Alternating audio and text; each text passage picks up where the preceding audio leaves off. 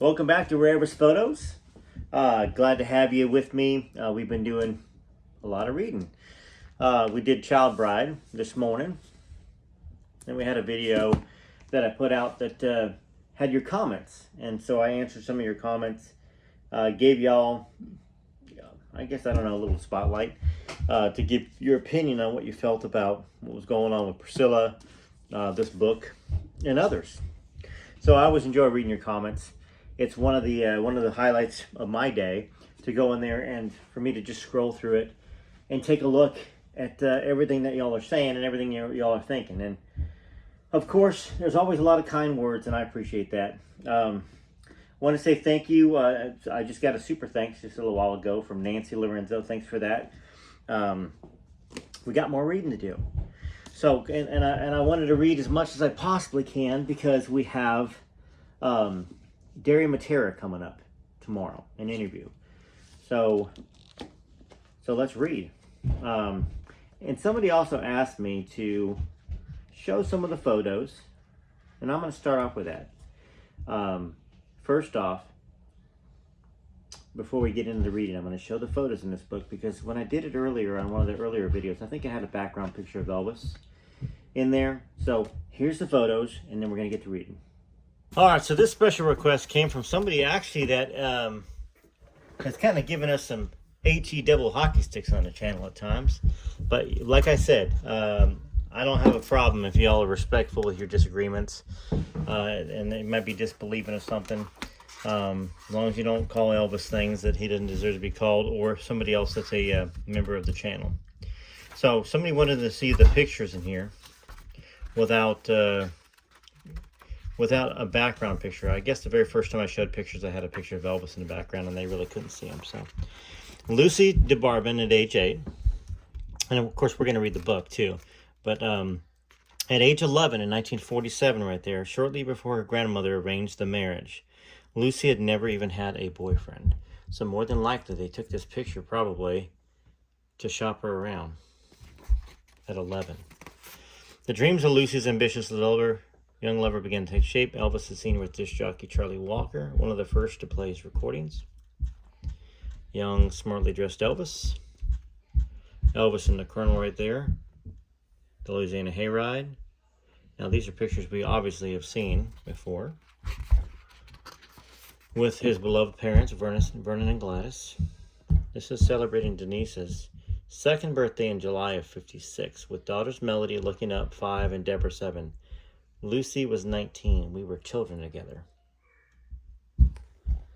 Here's a Steve Allen show. Loving You. Dedicating the title song to Lucy.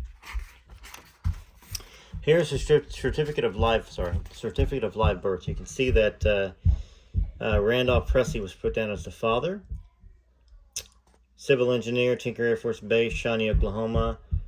Date of birth, the military has no record of this Randolph Presley because he doesn't exist. Lucy just put down Randolph Presley, so she'd have the last name Presley for I guess for Desiree later on, and maybe if her and Elvis ever really got together, like full time.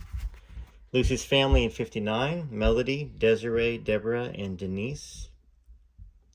Oh, precious picture. She looked like she was a great mother. Got baby dolls, all that stuff. Desiree at age 2.5.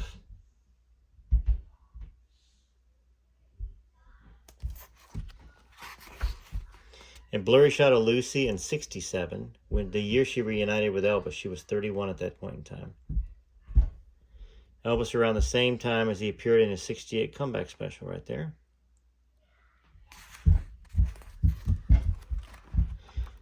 There's some more pictures back here. I'll do that in the next video, show some more stuff. Let's get on to the reading of Are You Lonesome Tonight? The Untold Story of Elvis Presley's One True Love and the Child You Never Knew by Lucy DeBarban and Derry Matera. We're at August of '55, and Elvis had just shown up at her store. Would you do me the honor of walking with me? Well, walking was a good idea, and fast. I didn't want anyone to see us together. As we crossed the street, I almost bumped into my friend, Mr. Reuben, the jeweler. He just looked at me, then looked at Elvis, and smiled his approval. I smiled back weakly and hurried away. I love you, lady. Elvis said as we ducked around a corner. You're crazy. Why didn't you call? It's better this way. I get to see your face light up when I surprise you. Come on, I have a room, he says. I'm staying here for a while. I have to perform. So Elvis had checked into an old hotel only a few blocks from the store. How do we find out what the hotel's name was? The place was called Silverstein's. I'm going to put you all to work, to private investigators. Might be hard to find, might be impossible to find, but this place was called Silverstein's, Silversteins. And there's a hotel just a couple blocks. We're in Monroe, Louisiana. Let's try to find this hotel. That's pretty cool. You would think that, I mean, we don't have digital records, but maybe, I don't know, maybe there's some proof of Elvis checking in there. All right. So he said, come on, I have a room. I'm staying here for a while. I have to perform. So Elvis had checked into an old hotel only a few blocks from the store. I hated the idea of going immediately to his room, but we had to get out of sight. Elvis dropped behind me as we walked. I just want to see the view from the back, he cooed. We spent the rest of the afternoon in each other's arms. This is August of 55 now, okay? Some people ask, what date is this? Hey, there's still one thing we've never done together, he said, jumping out of bed. We haven't gone to the movies. I saw the sign saying that a brand new movie was playing, so let's go. We dressed and walked to the Paramount Theater about a half a block away. There's another hint. Half a block away from this hotel was the Paramount Theater. The movie was Desiree and starred Elvis's hero, Marlon Brando. Gene Simmons played Desiree. It was an incredible coincidence. The movie seemed to be all about us. Desiree was Napoleon Bonaparte's lost love. His career and great ambition forced them apart, but their love never died. It was a moving story that held us spellbound. Well, we held hands most of the time. I said actually the whole time, sorry. When an especially tender scene came on, Elvis squeezed my hand. He chatted during the movie, offering his opinion on everything from history to clothes. Now that sounds like Elvis. That sounds like Elvis. Everybody always talked about how he talked about things in the movies, and he would memorize the movies. And then he said, "Do you think I look like Brando?" No, you look like Elvis Presley. I wish I could act like that, Elvis said. I'm sure you can, I whispered. And you're better than Brando. He can't sing. Well, he really liked hearing that. Lucy, you saw how he loved her forever, he said after the movie ended. That's how our love is. You'll always be my Desiree. Napoleon was a fool to let her go. I won't make that promise. I won't make that mistake, I promise, he said. Well, the next evening, I saw Elvis perform on stage for the first time since the Eagle's Nest. 2 years before was when she saw him, so she would have seen him in August of 53 or somewhere around that. So I arrived early and got a seat up front. It was a smart move. The performance attracted a large crowd, practically everybody in town. There were many different acts in the show, including a bunch of hillbilly bands and a man who sang corny songs. It was clear. Sorry. That just made me laugh a little bit because, excuse me, it's been a long day already. I've been up since early this morning with the young'uns and sorry about that.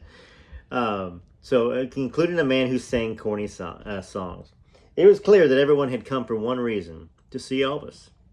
The instant he appeared, the woman next to me screamed so loud, I thought someone had been murdered. That started it. The whole crowd started screaming. I'd never seen women, grown women, act so stupid. They were jumping up and yelling at the top of their lungs. I was happy for Elvis, though. This kind of reaction would enhance his career. Now, I wasn't jealous. I was proud that I knew him. Right after he came on, he looked through the audience until he found me. After that, it seemed like he was playing the whole concert for me. Remember he said that every time I did this, it was for Lucy? Remember? And of course, that's a very familiar thing that Elvis did that. Sorry, I lost my place. So right after he came on, he looked through the audience until he found me. After that, it seemed like he was playing the whole concert for me. He was sensational. His voice, what little that could be heard over the screams, was richer and more practiced. His movements were smooth and sensuous. My only complaint was his outfit. He wore a shiny black satin shirt with gold braiding around the collar and front with gold buttons. It was tacky. Baggy black pants and two-tone black and white shoes completed the picture.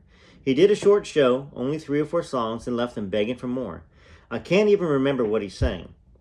The show was more action, image, and audience reaction than music. He probably sang, "Oh baby, baby, baby, baby, baby, baby, baby," you know, "I want to play house with you," and he probably sang "That's All Right, Mama." At least that's what I'm picturing. 55. So we had arranged. Come on, Joe, talk. Okay, we had arranged to meet at Forsyth Park after the show. I waited in the darkness, afraid of being alone, wondering if he was even gonna appear. Someone grabbed my shoulder. I heard his laugh before I saw him, and I scolded him for scaring me. So what do you think? Well, you were great. I can't imagine why the women were carrying on so. That's my bread and butter. Well, they can yell all they want, just as long as they don't touch.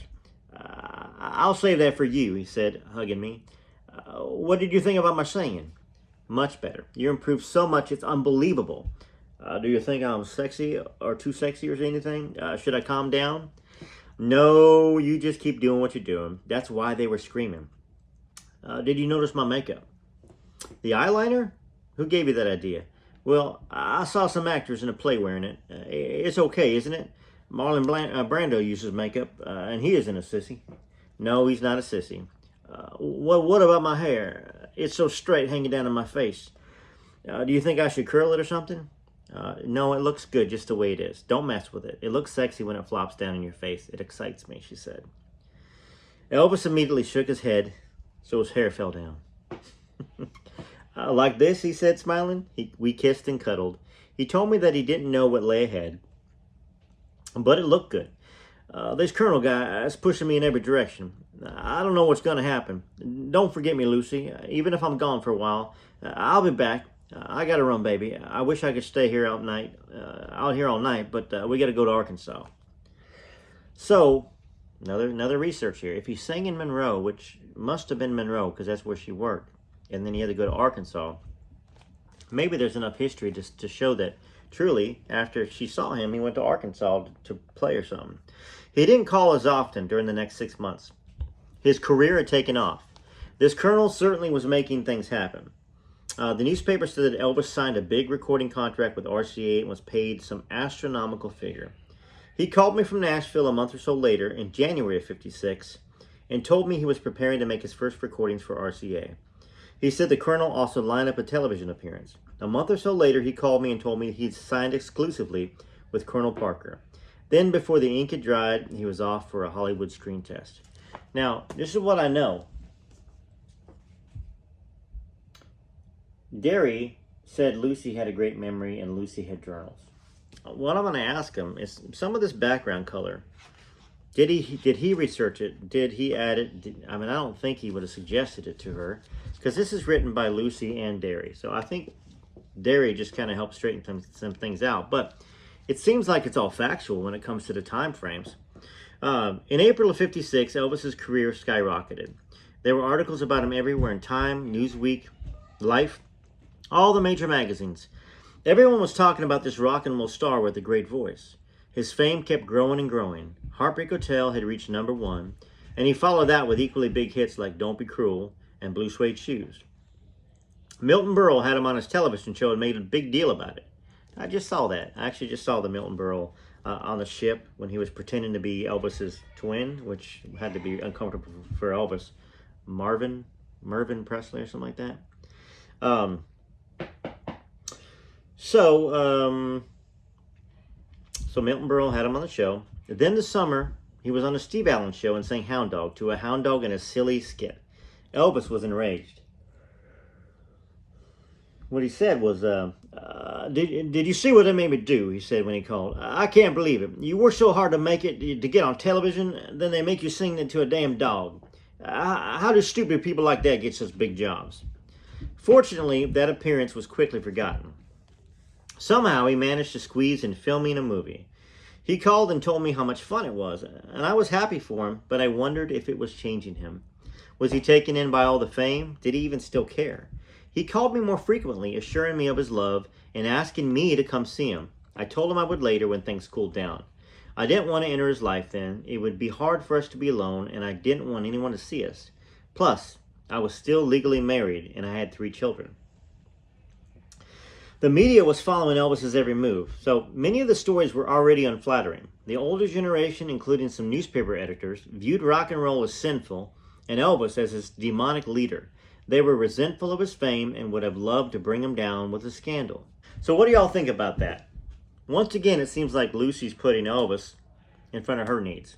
Now we know, at least I think I know, when you have kids, they're your only focus. If you're alone, you're a sole parent like she was. So she can't drag the kids along, go to Hollywood. She was in between a rock and a hard place with this. It reminds me of somebody saying, "Hey, I enjoyed you reading, and you put me to sleep, and I had a nice nap, and I'm going to finish the video." So if you fall asleep, hey, we're both falling asleep here. Let's see here, Zoom. Okay, sorry. I thought I had a Zoom reminder for an interview or something. Okay, let's go here.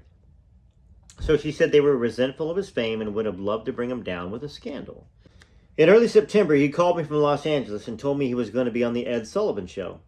Can you fly here and be with me? I'd love to, but I have to work. I'll be with you in spirit, I said. This is a great opportunity for you, she said. Getting on the Ed Sullivan Show means you've arrived. Yeah, but they want me to tone down. They said I'm too suggestive. After fame in Hollywood, would he still enjoy the simplicity of our love?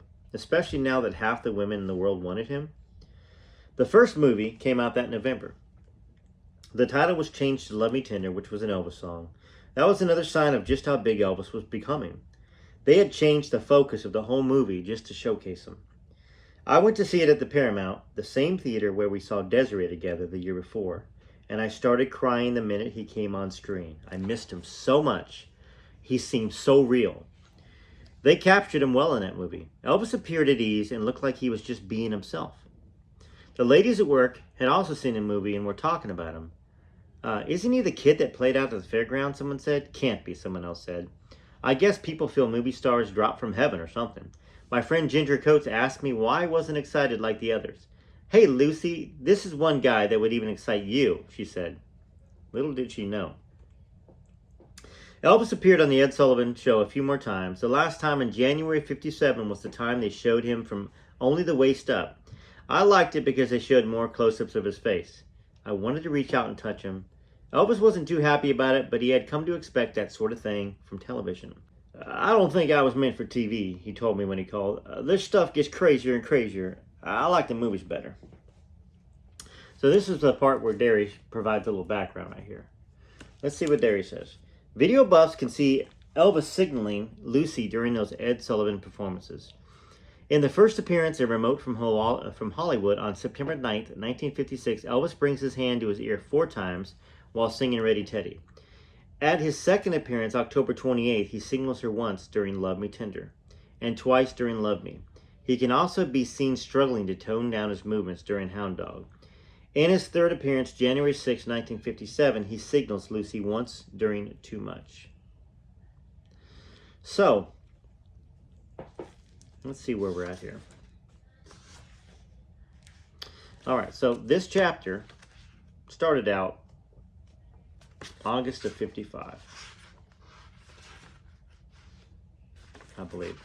And I think the next one that we're going to read up to goes up to fall of 57. So she's talking, giving some time frames about the Ed Sullivan Show, from September, October, and then January 57. So let's continue, right? Oh, all right, here we go. I read somewhere that he might have to go into the Army, and I asked him about it. He said he didn't know what was going on. He seemed afraid. I missed him so much. Seeing him on television and hearing his voice practically every second on the radio only made it harder. Another movie, Lovin' You, came out, and I naturally went to see it. Listen to the words of the title song. He said, I'm singing it to you.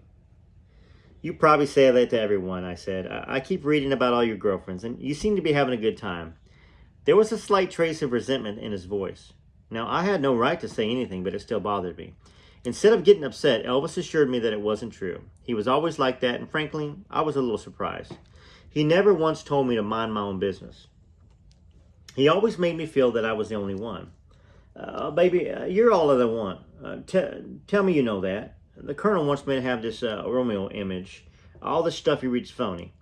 They set up dates and romances like you're still playing a scene in a movie. And man, that's crazy.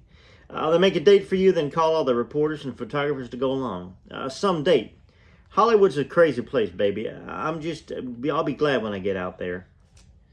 The next week, I got a letter in the mail from California. I knew it was from him and eagerly opened it. He had never sent me a letter before, not even a scribbled note. I don't think he wrote anybody. He always said he'd rather hear my voice than see writing. When I opened it, I was disappointed and I was insulted. Why? What do you think? I'm going to read it. But I think you have an opportunity to hit the little time thingy that you're watching at this time and leave a comment. Why do you think she was insulted? Now, if you read the book and you're ahead of me, no cheating, okay? This is guessing. You got to guess why she was insulted. I'm going to wait. Hit that little time signature thing in the comment thing. If you have it, if not, leave a comment. I guess I'll get to it. We don't need any more dead time in this. But she opened it up. It was from Hollywood. She said she was insulted. He had sent me a money order for $5,000. The short note just said, buy something pretty. The money order was signed John Jones. The next time he called, I expressed my dismay. Elvis, I don't want or need your money. Baby, all I have is yours. It's not for you. It's for me. I want you to buy something for me. I want you to buy yourself a whole wardrobe of peach-colored clothes. This goes exactly with what we know of Elvis, what we've been reading in Elvis and Kathy. Elvis's need and his desire to give. So it continues to ring true. And if you're a real Elvis fan, and I don't want to insult you if you don't believe this story, because you've got a right not to believe it. But as a real Elvis fan, you have to understand, she started writing this in '84. She wasn't the one bringing it up. She was pursued to do this. Everything we know about his generosity came out later. I mean, Elvis and Kathy came out in '87, after this came out, or right around the same time. So it's not like she copycatted people. So I really like that. That ties things in even more. Now, obviously, the question you're going to have is, does she still have the money order? Did she cash it? Did she take a picture of it? I don't think she would have taken a picture of it personally, unless she was trying to show the world back then that Elvis loved her, but it said John Jones. So let's go. So I had to laugh at that, but about a whole wardrobe of peach-colored clothes is what he said. So she said, I had to laugh at that, but I still made him promise to never send me money. That was important. I didn't want to take anything from him, especially money. I had prided myself in making it on my own. In a way, that sort of gift made me feel as if I was being bought again. And that's a good reason, too, why she wouldn't want any money. So, Elvis wasn't like that, though, but I was overly sensitive about material things being used in place of love. I should have been more specific with him. A few days later, a box arrived containing 2 expensive dresses. The first was gray wool with a cowl collar and buttons down the front. It was cut in sharply at the waistline, and each silver button had rhinestone in it. The second dress was an extravagant, foam-colored silk chiffon. It had a bodice shirred down the bust line to the waist and velvet straps. The skirt was a full bias cut, and the dress came with a long draped chiffon scarf. They're lovely, Elvis, but no dresses either, I said when he called the next day. No money, no clothes, no candy, no nothing. If you send me anything else, I'm going to send it back. Except one thing. There's only one thing I want. Just name it. It's yours. You. I want to see you again. Not in a movie or on television, in person. I will, baby. The first chance I get. I promise. Hey, why don't you come down here? You know I can't. There's too many people there. I want it to be just us again. It'll be soon. I have to play in Canada. Then I'm going to go to Hawaii. But after that, I'll come see you. Did I tell you about my house? The new one in Memphis? Yeah, I think they finally got it ready. It's beautiful. I can't wait to show you. Maybe we can live there together someday. Well, that would be wonderful, I said, trying to sound convincing. Elvis was sincere, but the circumstances of my life made such a move unlikely. I didn't push to come see. So I didn't push him to come see me because he was so busy. And that's true. Elvis was just nonstop busy. Ever since Colonel Parker came into his life, Elvis didn't have a moment to spare. Sometimes he sounded out of breath when he called, like he had run from someplace and only had a minute or two to talk. I thought again of developing my own career. I was taking singing lessons and got involved in a small theater group. I pondered moving to California where my chances might be better. While I was planning that move, the man explicitly began taking an interest in the children, or so he pretended. He forbade me to move and take them away. He had never showed them the least concern before, and he wasn't paying a dime in child support. It was just a way of trying to get at me. I still hadn't finalized the divorce. The legal proceedings kept him away, and I was content with that. My bitterness also played a part in the long delay. It wasn't fair that it was so hard to end such a phony marriage. Well, Mr. Silverstein approached me at the store with another one of his promotional schemes, a local beauty contest sponsored by KNOE that was preliminary step to leading to the Miss Universe pageant. He wanted me to compete, but I told him no. Then Beth Brees, who I knew from working at KNOE, came into the store and tried to convince me to enter as well. I still refused. Mr. Silverstein argued that it was too good an opportunity to publicize the store not to take full advantage. He told me it was important to the business and he would pay for my time. He pestered me until I relented. Listen, no one's going to know you're married, he whispered after Beth left. If you have any problems, I'll take care of it. The contest was worse than I imagined. The contestants had to ride in a parade of convertibles through town. There was secret of me sitting on the top convertible in the middle of town, waving to the crowd, wearing the chiffon dress Elvis had sent.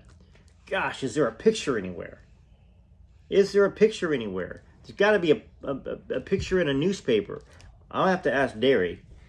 It has to be, you would think.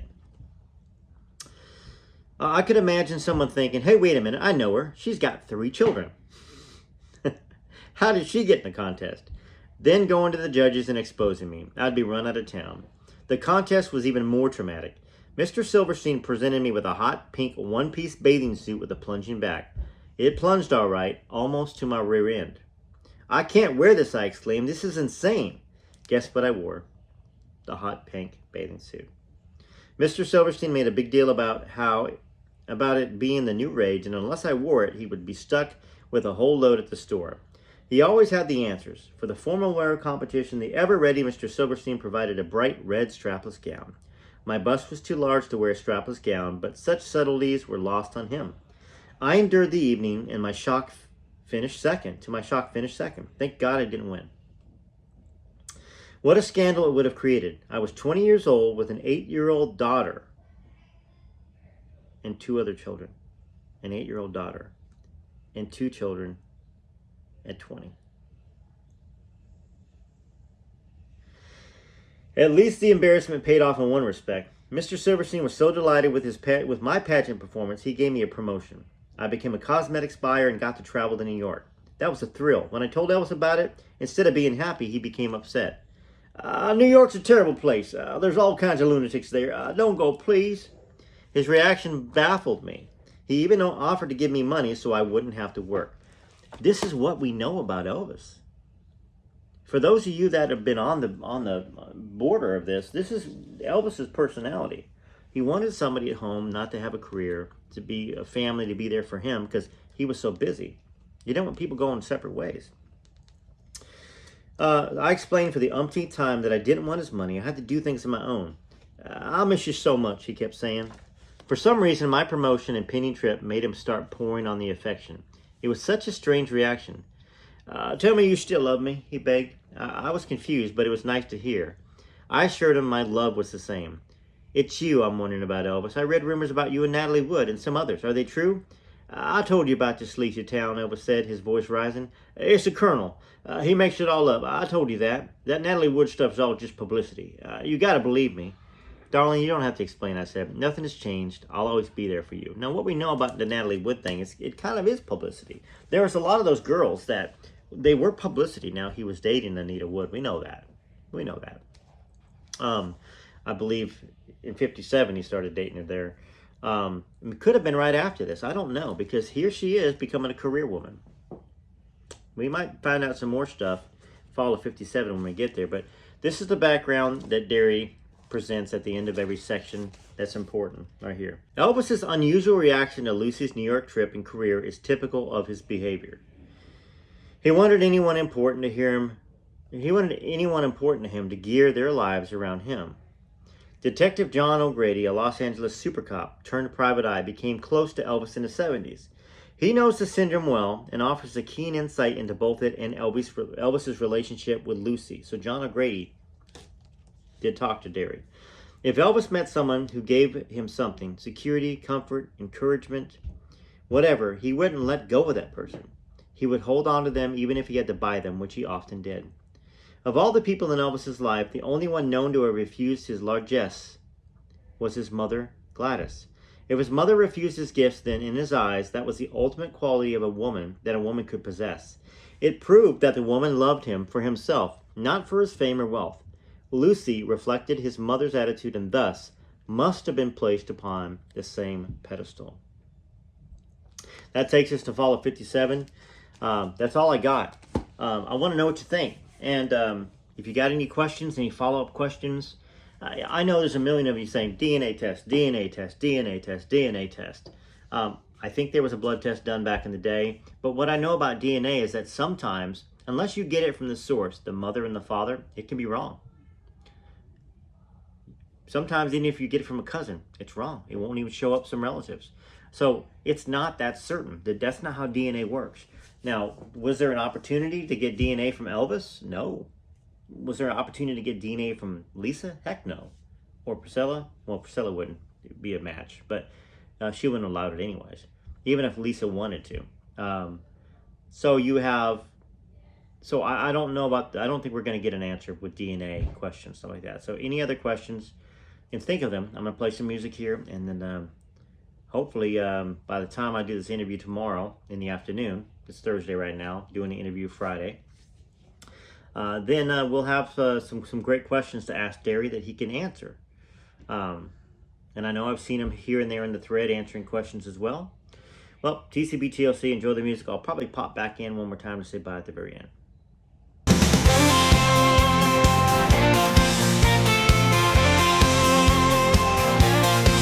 He shot her up like a firework in 1954 when everything on records and TV was a bore. Locks of hair falling down over his sullen eyes. It's twisting in and out and didn't even realize he was every daddy's nightmare and every daughter's dream. Those mothers didn't know they should have those girls to scream. Right along beside them is all the cameras flashed. Without Elvis, there's no Orbison, Jerry Lee, or Cash. He was straight out of Tupelo, the Memphis Flash.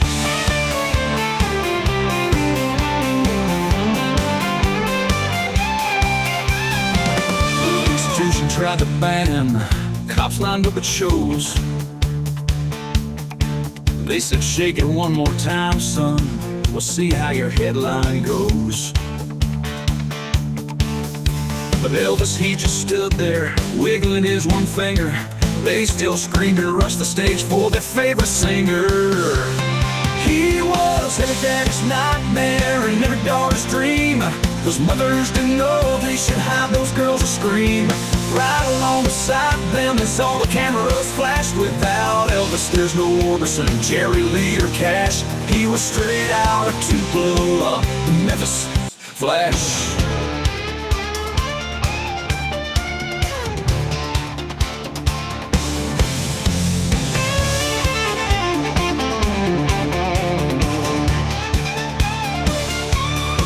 The institution tried to ban him. Cops lined up at shows. They shake it one more time, son. We'll see how your story goes. But Elvis, he just stood there, wiggling his one finger. They still screamed and rushed the stage for their favorite rockin' singer. He was every daddy's nightmare and every daughter's dream. Those mothers didn't know they should have them all scream. Right along beside them is all the cameras flashed. Without Elvis, there'd be no Jerry Lee or Johnny Cash. He was straight out of Tupelo, Memphis Flash.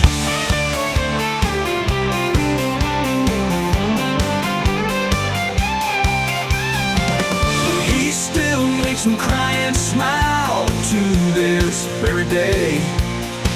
There will never be another Elvis. Mark the words here that I say. He was every daddy's nightmare and every daughter's dream. Those mothers didn't know they should have those girls a scream. Right along beside them as all the cameras flashed. Without Elvis, there's no Orbison, Jerry Lee, or Cash. He was straight out of Tupelo, the Memphis Flash. He was straight out of Tupelo, Elvis, the Memphis Flash. Y'all know I love you. This is Elvis Photos, TCB TLC. Till next time.